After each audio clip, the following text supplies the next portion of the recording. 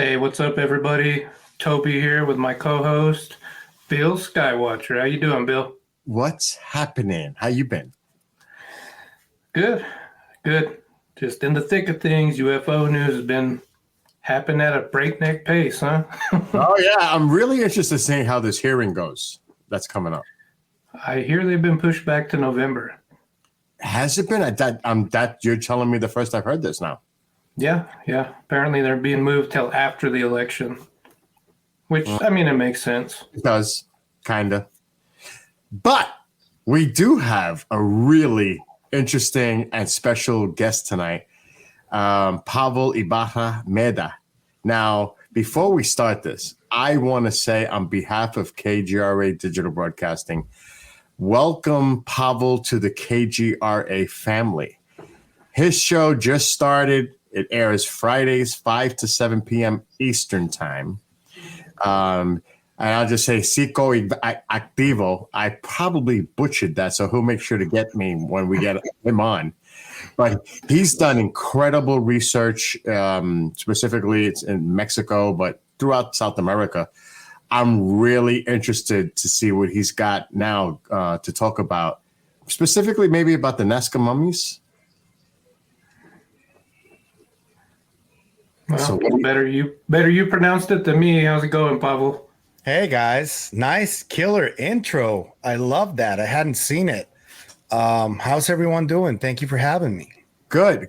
Like I said, great to have you part of the KGRA family too. Thank you. I'm kind of nervous. I hope it all works out. I do have an interview on Saturday to release on my channel that I think you guys are gonna want to add to the next week schedule because it's up to date of what's been happening this week with some video that I released that I got some help on. Well, talk about give us a little insight, give us a tease, tell us what's going on. So there's on Sunday I saw Matt Ford talking to Lou Elizondo, and I saw the interview, and there was a brief moment where Matt throws a question that is very cryptic about some event that is allegedly going to happen 10 years from now. I wasn't cool with Matt's saying the words natural disaster, which I don't know why he did that, but Lou kind of played along and said that he doesn't know, he knows about it, but he's not going to talk about it.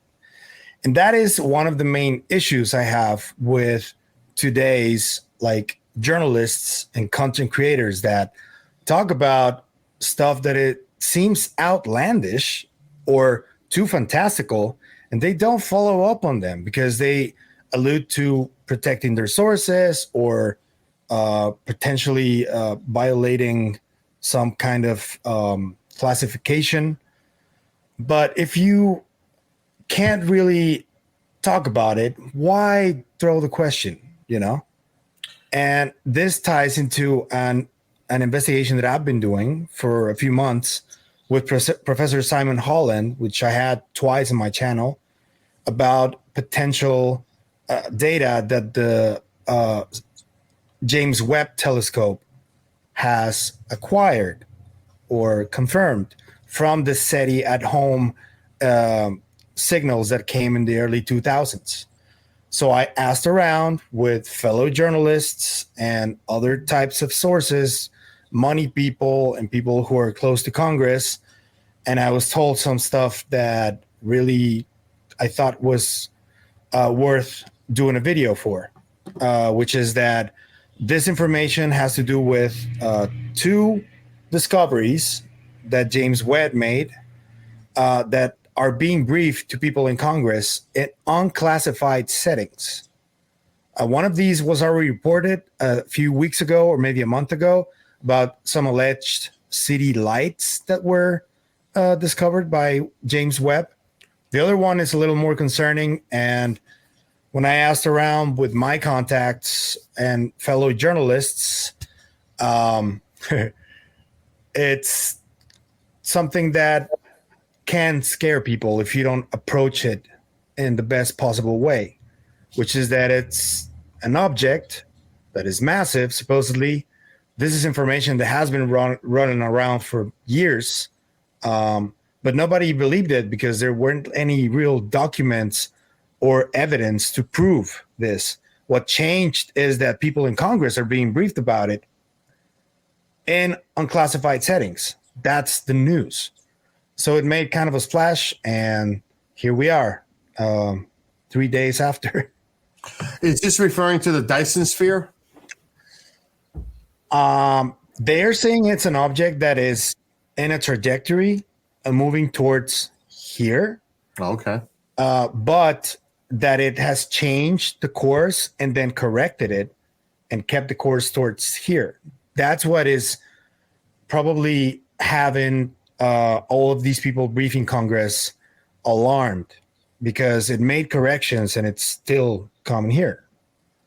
That's what made them their alarms jump off. Because Toby, and Pavel yourself, Muamua, it's an object that came in, and there was speculation that was some type of a craft. It was artificial in nature, because it did seem like it made its movement toward Earth and made a close approach before it went back out. Yeah. So that one had unusual movement as well. So I didn't know that they were talking about another object which seemed to change course. This is news to me, and it may be news to the people that are viewing right now. But this is very interesting, an interesting development. But has it truly been confirmed? I mean, other scientists are saying that this James Webb data is accurate, and so this is the issue, because the fact that Matt asked that question means that he knows more than he leads on. And I know that people within his circle know this and they don't want to talk about it. But the reason that I made my video is just to let them know, if you have data, if you have evidence, if you have telemetry, the people need to know it is not classified. They don't have a right to keep the information and just release it whenever they feel like it, if it's this important. And I also let me just add something. I also don't agree, because people from the military and the IC have this mind of anything they don't know what it is, they treat as a threat. And I don't agree with that either. I think that, yes, we need to be cautious. Of course, we need to be prepared instead of reactive. Instead of acting out of fear, we need to be acting out of caution. Yeah, it's not the same thing. And as far as I understand, these briefings are from fear. They're treating it as some kind of threat. But the sources that I have elsewhere, in Europe mainly, are saying that, yes, it is something to be aware of and cautious of, but they're not seeing it as a threat. So I need to know what data there is to make them think that way. That's what we need. And let's just go ahead and rip the Band-Aid right off. I mean, stories of this discovery of technosignatures has been circulating since the early 2000s, would you say, based on what you've heard and based on what I've heard and been told by people that would be in a position to know about these sort of things. But I agree with you, too. At the end of the day, there needs to be some sort of proof, especially if you're going to push the threat narrative. If it's an actual threat, then people should be able to know, but we should see some proof showing that this is a threat. Yes, exactly. Because it almost seemed like it sounded like an NEO, a potential asteroid. If it's some kind of a natural disaster, that I kind of lean like, do they know that there's something that's coming that could be considered what we hear as a planet killer, or it can cause some kind of cataclysmic event here on Earth? But if this object changed its course and it's making its way here, then that sounds artificial. That's the key.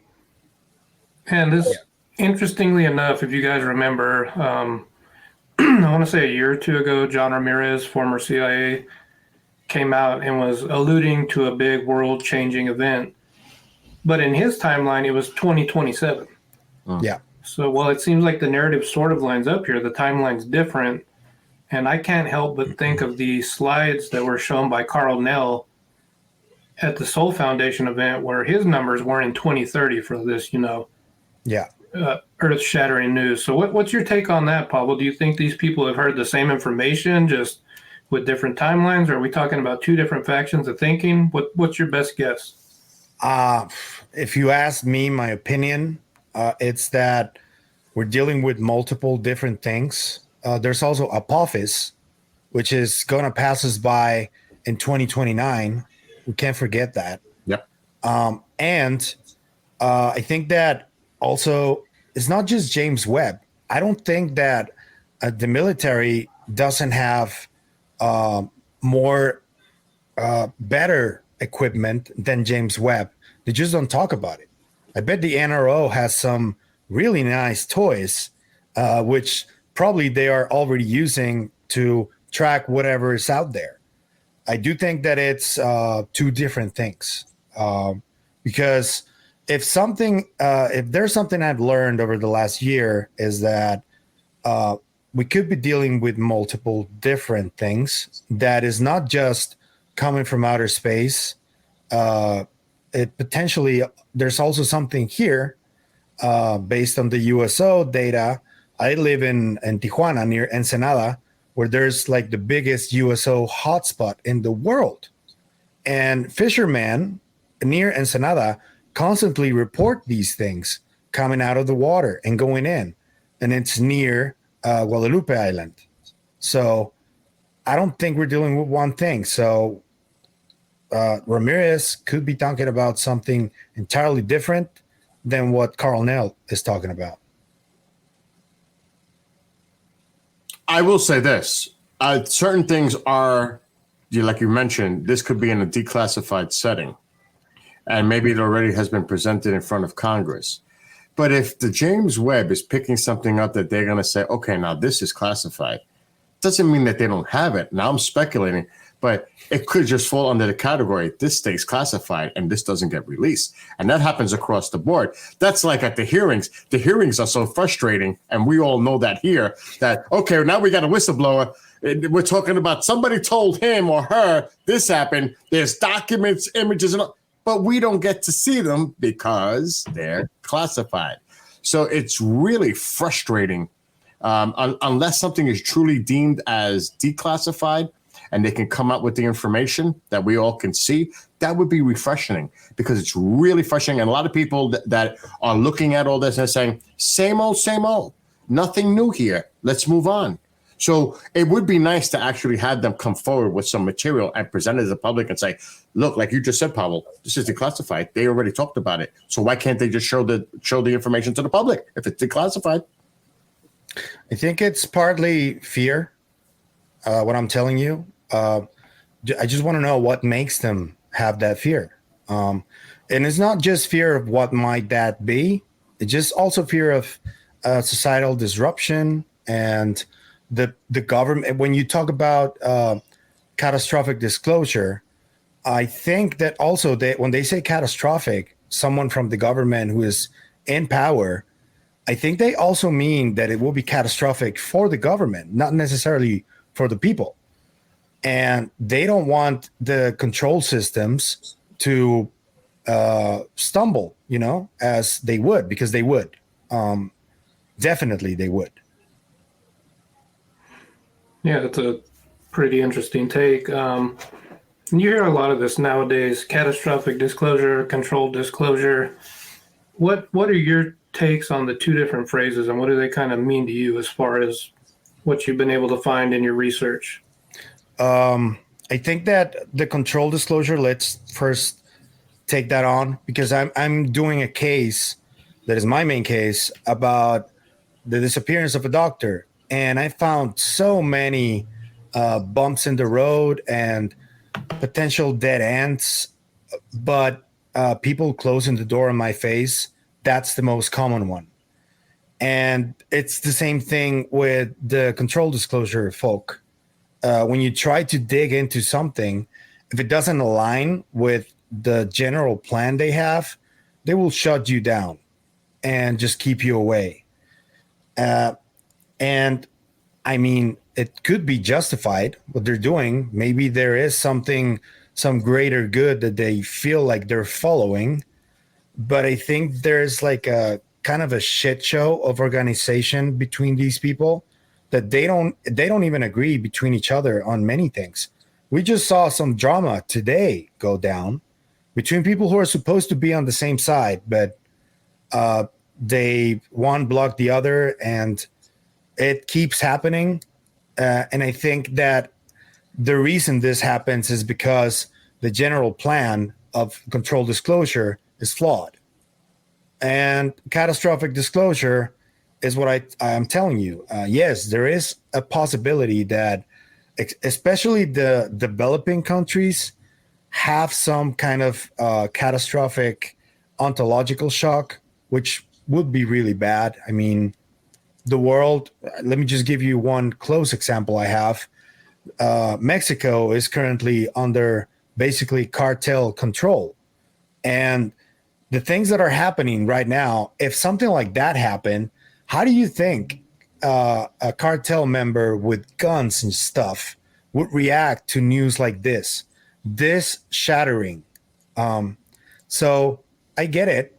It can be catastrophic for the people too, but it also, and it most likely will be catastrophic for the governments, because control systems have been around since religions were created, and they have been flawed from the beginning. And we need to change that. That's like, there's no other way to look at this. So they don't want it. They don't want to change it just abruptly like that. They're trying to do it slowly, but the plan is flawed. The control disclosure plan is flawed. I will say this: when Luis Elizondo came out, and they really knew something was coming. When Lou came out, they tried to get ahead of it. They tried to control the narrative because they knew that this stuff was coming to the public. And like you said, they try to control the drip. They because it's all about control, and they don't want to be seen as or assume that they've lost control. Now, as far as chaos is it's simple.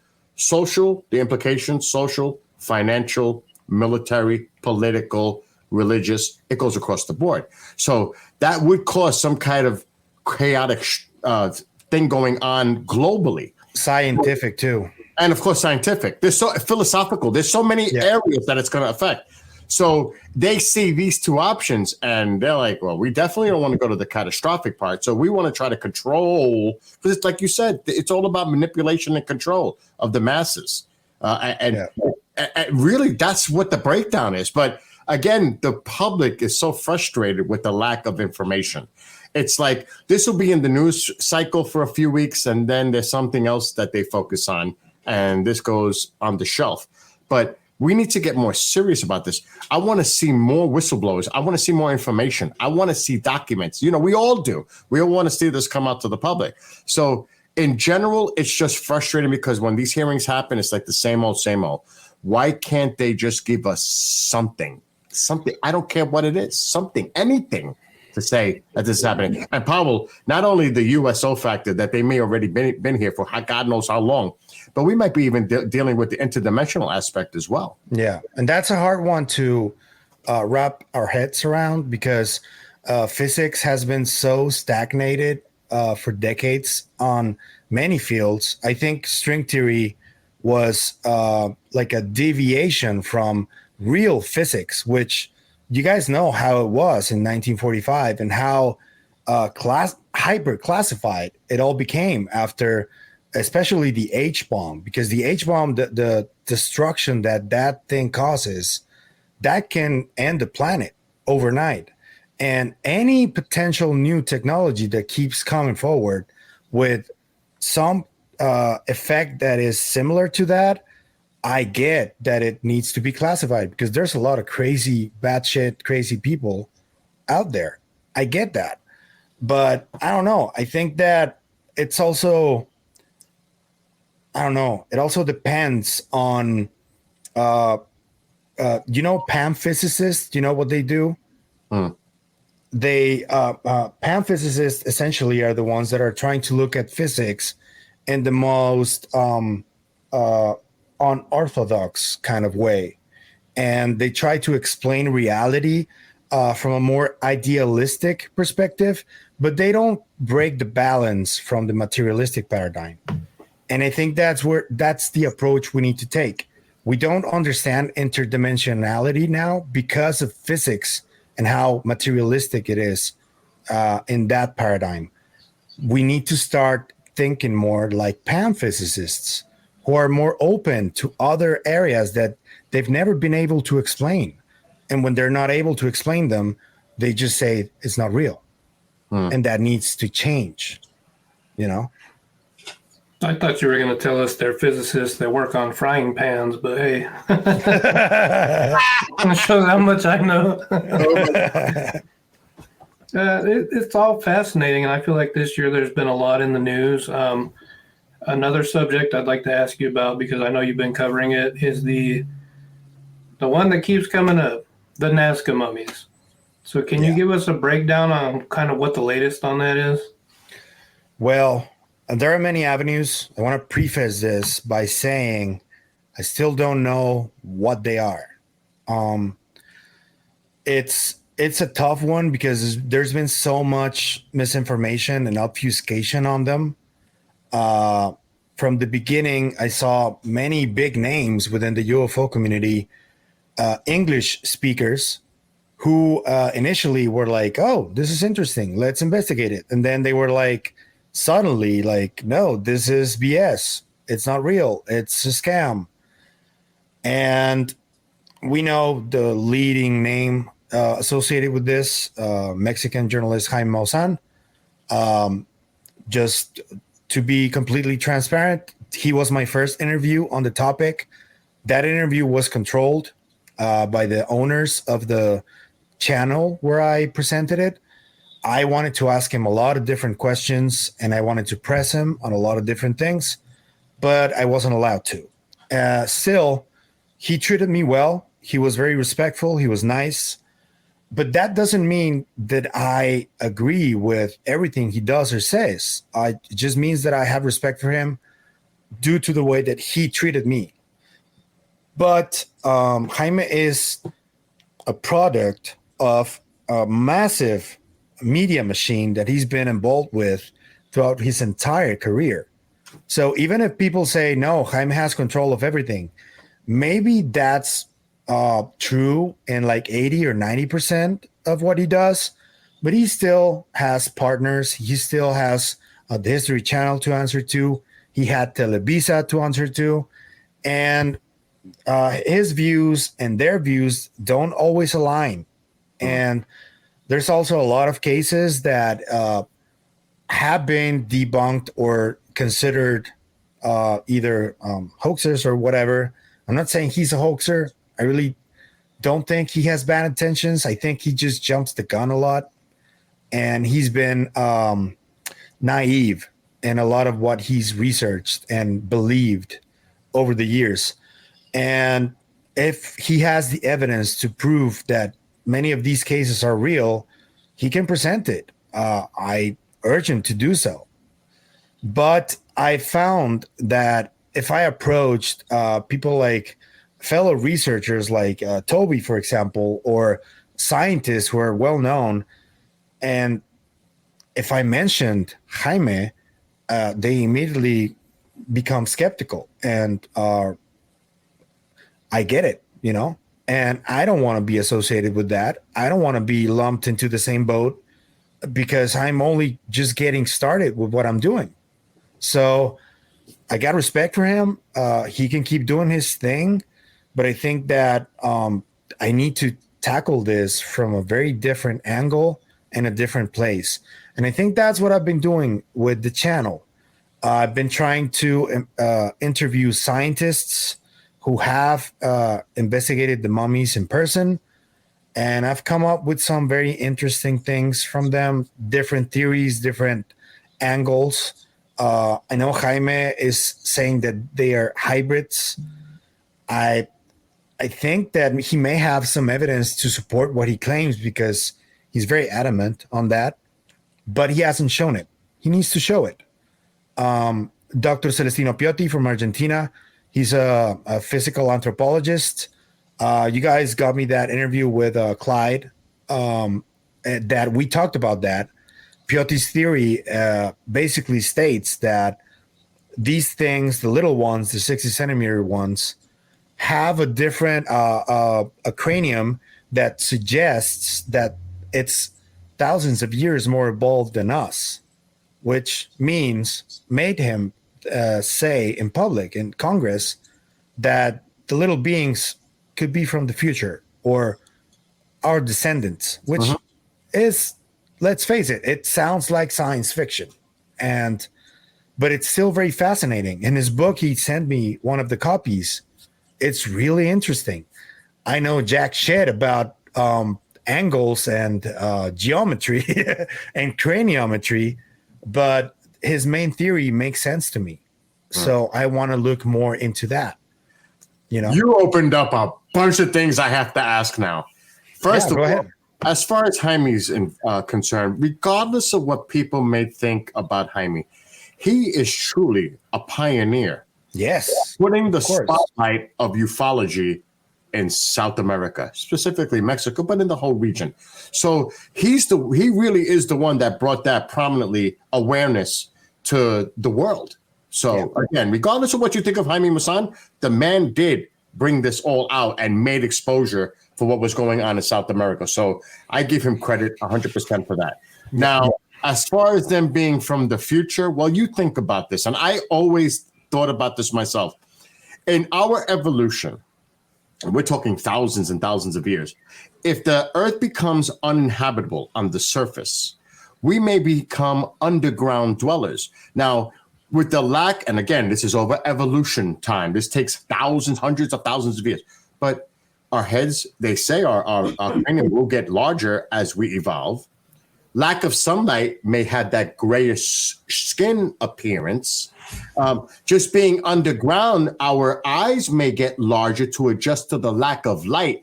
So when I hear people say that they could be from the future, I say, you know what? When you think about the characteristics and the physics involved of what that would take if we were to go underground, because the Earth eventually is going to become uninhabitable on the surface. If we don't go off-world, we're going underground. That's the only way. It's either one. So I find that interesting in that theory, because I do think that is something not to discount as a possibility that it could be. Now, I don't know if it's possible to travel back in time, but I won't discount it either. And like you said earlier about the pan scientist, it's good to have an open mind and to look at things from a totally different perspective. Like some said that's why they brought Bob Lazar in, to look outside the box. Exactly. So I totally get what you're saying, 100%.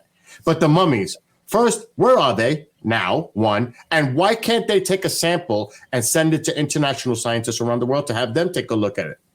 The lawsuit, basically. That's the one thing that is keeping them from being investigated overseas. I know that Jaime is doing his effort with Tim Burchett. I commend him for that, because he already got really far. And I wouldn't be surprised if, and I'm going to say it, I'm sorry, people who don't believe in them, I wouldn't be surprised if he presented them in U.S. Congress at some point. Wow. By the way he's trying to reach out people and convincing people. But I think there's a huge disagreement between scientists who are looking at the available samples, and some of them still are convinced that these are, especially the smaller ones, constructions. And Jaime only has those types right now. Let's remember that the M types that Professor Stephen Brown calls them, which are like larger, bigger, more like human-like, those are all in Peru and South America. None of them are, at least the ones we know, are in Mexico, or none of them are in Jaime's possession. I've spoken to Thierry Jamon about 2 weeks ago. He revealed some stuff to me that was very concerning that I've already heard about. I interviewed a few months back pilot Julio Darwish, who told me during the podcast that there were private collections that had some of these bodies within their possession. They paid millions of dollars for them. And when he told me that right after, he was like, that's not known yet. So I'm going to ask you to take it out. So I did. I'm not picky about that stuff. If a guest asks me that he's not comfortable with something, I tend to oblige because I like to make them feel comfortable. But then Thierry just came out and told me that. And now it's not a secret. So that's happening too. There are private collections in Russia, in Europe, some in South America that have bought some of these specimens. I don't know if they're real or not. I don't know if they were constructed too. I don't know, because there's all kinds of stuff. There's constructions, there's ancient constructions, and then there's ones that appear to be real beings who once lived. That's what it is. Wow. The other thing that makes this super interesting is, and this is something you and I have talked about extensively, going back to ancient hieroglyphics, these beings are depicted, and there's stories. Indigenous peoples from all different countries of the world have stories of these star people or ant people that when this global catastrophe happened, they took them underground, taught them how to live under there, and then when things were okay, they brought them back up. Yeah. Do you think these things being mentioned in so many different cultures all over the world lends credence to the story? And do you think these could possibly be the beings from those oral traditional tales? Yeah, and I also had author David Velasco, who speaks English. I can get him in contact with you if you want to have him. He speaks really good English. He's from Chile, and he's been investigating this for years. He has a book called The Secret of Nazca, I think. And he talks about this, that there's lore within the Andean culture that talks about 3 or 4 different beings that were superior to mankind, and they were regarded as deities. And a lot of this stuff, man, there's a lot of different, the tales of different beings, different gods, from the Vedas to the Greek gods to the Anunnaki, and then these guys from the Andean culture. What's it called? Viracocha, it's called, the main god. But they all have similarities. That's what I found interesting about this.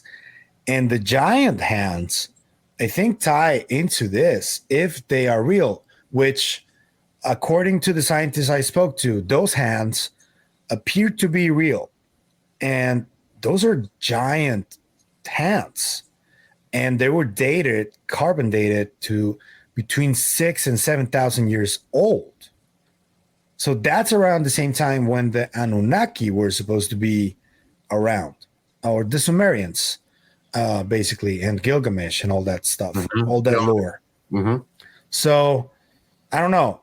Gilgamesh is depicted differently. He's more human-like, but I find that there are many similarities. They all have the flood myth too, or story. Yep. There's so many things. But yeah, that's the lore is the most riveting aspect of all of this, if you ask me. Yeah. I mean, did they speculate with the giant hands what the being would, or whatever it was, would have been in height? Did they? Yeah, I have a few friends who are animators that have done some renderings. Yeah, it's pretty big. It's like over 10 feet tall. No, more like over 20, right? 6 to 7 meters, something like that. Wow. Yeah, they're big. Wow. Well, I think a lot of people have heard of Gilgamesh, but maybe not Bilgamesh. Who's right there right now. No, I mean, behind the scenes, there's some pretty amazing claims and photos that certain people have shared and shown of. We're talking gigantic skulls of beings they're talking are well over 20 feet in stature. Yeah. Which, to me, that's mind-blowing. It is. I mean, I'm 6 foot, Bill's about 3 feet, so we keep stacking up the scale that much. That's pretty big. We couldn't stand on each other's shoulders. It wouldn't make anyone have to wait. But yeah, it is fascinating to hear about this because even here in Pennsylvania and other areas surrounding us, they say they find these giant skeleton remains. And a lot of the times there was one person that I was speaking to years ago. He disappeared, lost contact with him. They had found a mound, a burial ground, and all of a sudden, all the evidence disappeared. Nowhere to be. Now, I don't know if it's in the Smithsonian or Warehouse 13. I don't know where this stuff. But obviously, when they collect their stuff, it goes and it's hidden from public view the majority of the time. You have thousands of articles, well, maybe not thousands, hundreds from the late 1800s, early 1900s in newspapers talking about people in villages discovering these giant skeletons. The Smithsonian shows up and they're like, "Hey, yeah, this is legit." And then next thing you know, they disappear in the night with it. And when they ask them about it again, they're like, "What the hell are you talking about? Yeah. We never said that. We were never there." That happens a lot. Yeah. There was a lot of sensational journalism, sensationalized to sell papers back then and drive tourism. But I mean, that many stories. Look, I was out in the Uinta Basin a few months ago, and I was hearing about digs that supposedly are happening there, unearthing giants' remains and possible Viking artifacts. So That far west. It's a big world, and it's crazy. So very strange. It isn't just craft that you hear them finding and stashing away that nobody sees. It's a whole bunch of other stuff too. Oh yeah. You know, everything's on the table, and then off the table it goes back. Under the table. Yeah. But it would be nice. Now, this lawsuit, you said a lawsuit. What the heck is going on? Like, do you know the details of this lawsuit? Like, who's fighting who? What is the lawsuit like specifically over? Who has the ownership of the remains or whatever they are? The lawsuit is basically Jaime suing the Peruvian Ministry of Culture for defamation of character because he's on his trail that these are real, and the Ministry of Culture came out and said they're not real, they're dolls. And Jaime was like, "Okay, you're saying they're not real, I say they are, I'm gonna sue you." And it was for $300 million. And recently the Peruvian Ministry of Culture agreed with Ica University, where Maria and Wawita were, to take those two and conduct x-rays on them and then return them. When they initially took them, even I was like, "Oh man, they might disappear or something," because the Ministry of Culture has been acting in bad faith since 2017. But to our surprise, there was actually a document they signed and they agreed, and the scientists from ICA were allowed to be there at all times. And journalist Joyce Mantilla from Peru also was there. He interviewed the X-ray specialist who told him that there was no evidence that they were constructed, that they were actually something real. And that was a great shift in the conversation, I think, because now the one official organism that was denying the mummies, now they're going like, "Okay, so let's investigate it seriously." So that's a major step in the right direction, I think. But I still remain open to them not being anything anomalous. If they're not, I still think they're a major discovery if they were once alive in the past. And even if the smaller bodies were constructions, I think it's very interesting to look at this, though, because if they were constructions that are ancient, you got to think about this. The craftsmanship of these bodies and what the people who crafted them, if they are constructed, meant to do, or what they wanted to tell us in the future, you know, because there are multiple accounts, like oral tradition of these beings appearing to people. And this is something that I haven't talked about in public yet, but Dr. Celestino Piotti, initially he was like hesitant, and he told me that a woman, when he was stationed at a hospital in Argentina, in Cordoba, back in the 90s, was the one who saw a being. And he spoke to this woman, and that he realized that this woman was telling the truth, that she saw something. But Piotr gained more trust in me, and he eventually came clean, and he was like, no, I was the one who saw this being. And he gave me like a detailed audio account of his sighting. And we're in the process of translating it with dubbing, and we're trying to make an animation of it so we can just present it as Piotr says it happened. So that's proof. That's why Piotr is so convinced that they are real, because he saw one of these things. Mm-hmm. That's what he claims.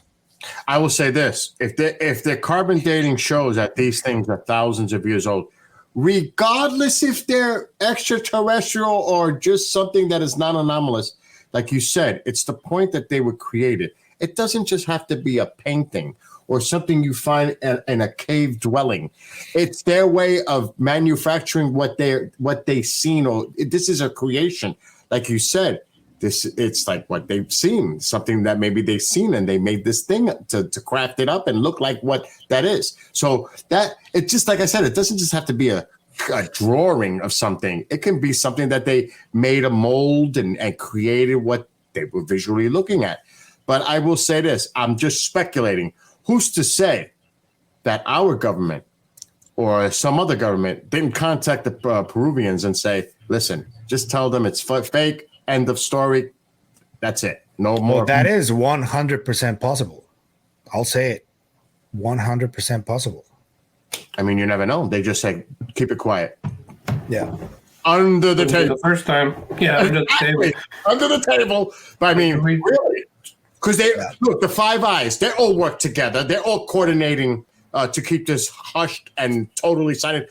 I remember, I think it was last year, there was a prime minister in Canada. He tried to do the same thing, go to his government and say, listen, I want to know what's going on with this UAP stuff. Are we holding back secrets? And they just shut him down. So like what they did with Burchett here and Luna and the others. So it wouldn't, like we're saying, it wouldn't surprise any of us if they contacted them and say, listen, sweep it. Yeah. Tell them it's fake. And change the name of the show to Under the Rug. So, Pavel, you go through this. You've been going back and forth on this, but I think one of you mentioned it earlier, science. And that's what this field needs, is science to back up any data. It's so important to have that science. And I am really curious to see, after this lawsuit is over, whatever happens, we need to get some of these samples out to other scientists so they can take a look at it and once and for all and say, okay, this is what it is, regardless of what it is. But let's answer. I think also we need to understand something about science, because what I've been telling you earlier about the materialistic paradigm, I think science and the scientific method can only help you so far. So we need to understand that in order to understand science that seems like magic, we need to create a different view of what science is in the scientific method. And yes, there needs to be replication in order to prove something, yes, but we need to find a way to try and conduct this replication in things that are more anomalous or difficult to explain. And the perfect example I can give you of this is the Dr. Greenberg story, because he was doing a scientific experiment called the transferred potential, which had to do with trying to prove that quantum entanglement was not only real, but possible between human minds. Non-locality, they call it. And now people are talking about microtubules and more advanced stuff that, had Greenberg not delved into that and pioneered it, we wouldn't be talking about this now. And it is like back in the 90s, talking about microtubules and quantum physics and all that stuff seemed like science fiction and magic. And a lot of stuff that we've discovered decades ago was the same thing. So it's just science right now is as we are equipped to understand it, but it will keep evolving, and we need to be aware of that. I will just add to that, though, when Avi Loeb came out with this whole Oumuamua, and he's Harvard. I mean, this guy has an exceptional background. There was a lot of feedback, flack going his way by some of these other prominent scientists. Like, what are you talking about? And that's the thing. When you go into fringe areas and you have a totally different concept than the mainstream hypothesis, they kind of say, we're not going to necessarily look at what you're talking about. That's a little too out there for us, the mainstream part. So when you talk about this fringe science, yes, it's something that should be involved. It should be incorporated. It should be looked at. But it seems like a lot of these mainstream scientists just don't want to pay no mind to it. They don't care what the paper says. They just dismiss it. And it's sad. It is a sad state. Yeah, you can't get outside of that box. If it's outside of the box that they're comfortable working in, where their beliefs are, they're not going to go outside of the norm, because then you get ridicule. You know, people start doubting other stuff you've done. It's crazy. And I wanted to take a second real quick. If you are following the Nazca Mummies case and you want updates, obviously follow Pavel, but it would be a shame if we didn't give a shout out to our good buddy Gonzalo. Gonzo! And you can follow him on X at GChavez101. Hell yeah. The man is on the ball. He's amazing at what he does. He's fantastic. Let's get him on. Let's get him on the show. Let's talk about it. We tried to. We need to. He's a little bit camera shy, though. He don't have to be on camera. We'll put an avatar with his picture. No problem. We'll make it work. Man avatar. Come over, Gonzalo. Come over. But yeah, I think there's a lot of news that's gonna. I believe there's going to be a lot of interesting news coming up in the near-term future. And Pavel, you're right on it. You got the pulse on everything that's going on down south. So keep us informed. And it's great, like I said earlier, great to have you part of the KGRA family now. And yes, since I am the guy that makes it all work out, we'll make sure that episode that you're talking about that you're going to be doing this upcoming week, we'll get that on the air right away. Oh, yeah. It's very important, because I know Professor Simon Holland, who is not a professor, he gets really flustered and angry with people who keep telling him that. He's like, I know, but I work for the BBC and the Discovery Channel, and I'm a filmmaker, and I'm a professional at that. I just look like a professor. That's why I took the persona. He gets really, I'm like, chill out, man. They're trolls. Just ignore them. Yeah. But he's digging into the Webb telescope stuff, because he's the one with most of the contacts in Europe that I know. I have my own personal contact in Belgium right now.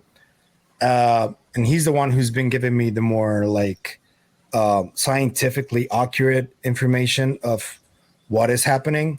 But Simon has direct ties and links to SETI.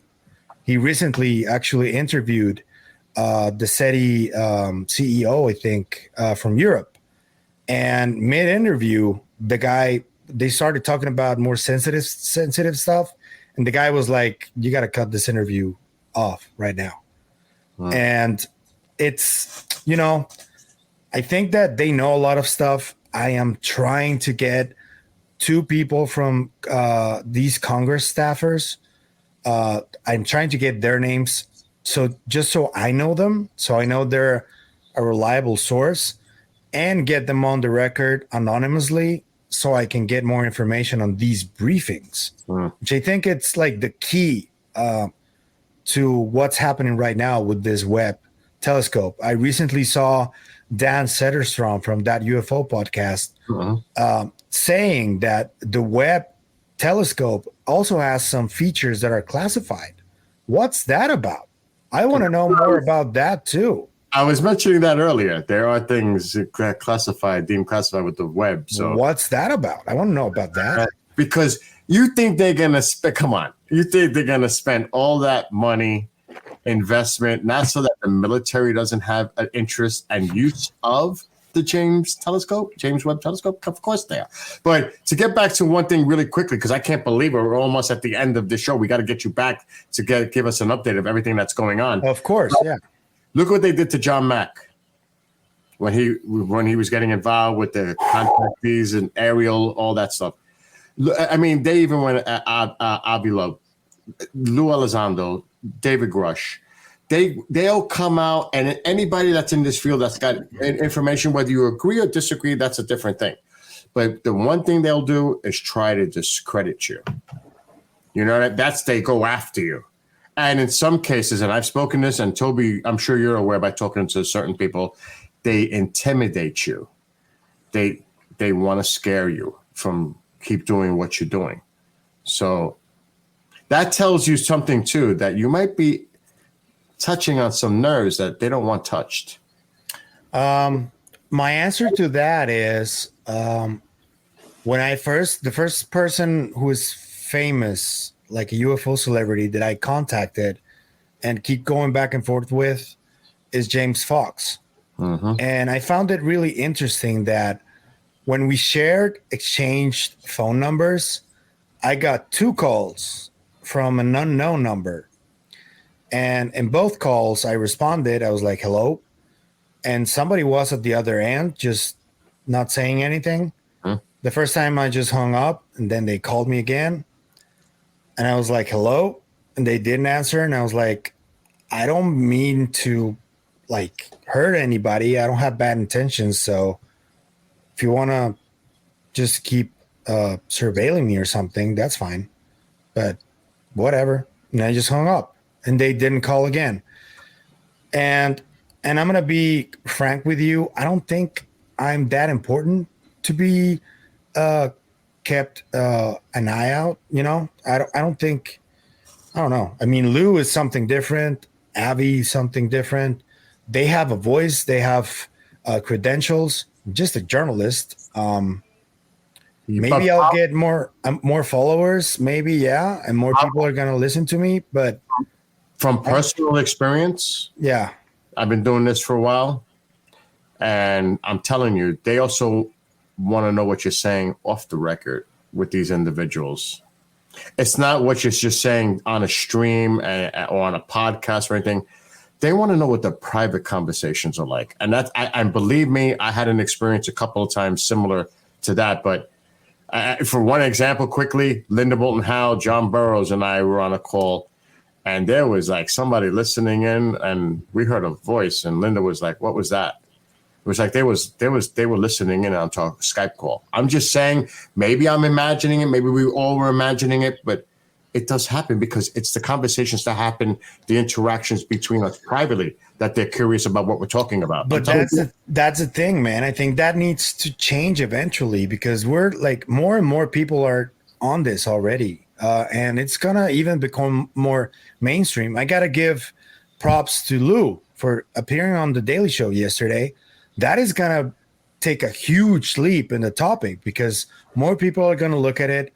More people are gonna look at this, for example, or other great channels that I love, and we're being transparent about it. I know that, to be honest with you, I am more weary of, for example, the MH370 stuff or whatever secret science that people want to talk about in like private settings. Mm-hmm. I get that. It has to do with like weapons and national security, but I don't think that either the NSA or the CIA or whoever should be like eavesdropping on us for talking about like disclosure or potential contact or whatever.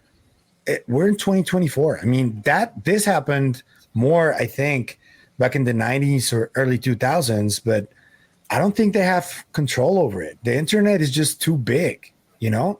Toby, we need more time with Pavel. We're about to wrap it up right now. We're running out of time. Absolutely, but let me give Pavel a warning real quick regarding all this. Don't look out your window because I just got a text that Maximo's peeking in spying on you, so... Where can people find you? You're going to be on KGRA 5 to 7 p.m. Eastern on Fridays, but where else? Emails? How can people contact you and check everything that you're involved with? Yeah, get me on Twitter at Pavel Ibarra Meda or Psicoactivo Pod, just like that. And on YouTube at Psicoactivo Podcast. I got stuff in Spanish and English, and a lot of people who are very eager to know what's up. And they're very respectful in the comments. So go ahead and look at everything. I'm right there. Thank you for coming on with Toby and I. Thank you for having me, guys. And let's do this again soon, right?